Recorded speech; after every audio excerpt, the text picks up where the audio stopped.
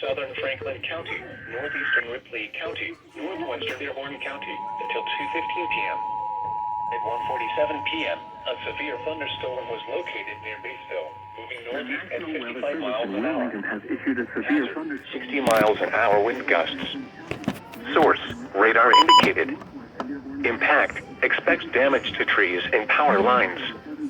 Locations impacted include Batesville, Brookville, Oldenburg, Sunman, St. Leon, Napoleon, Cedar Grove, Huntersville, Ballstown, Pentown, Interstate 74 and State Route 101, New Trenton, Lawrenceville, and St. Peter.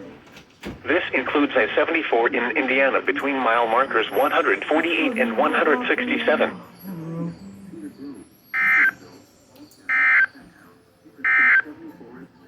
Wind advisory remains in effect until 10 p.m. this evening for the following counties. This includes I-74 in Indiana between mile markers 148 and 167. Switzerland and Union, and the following counties in Kentucky.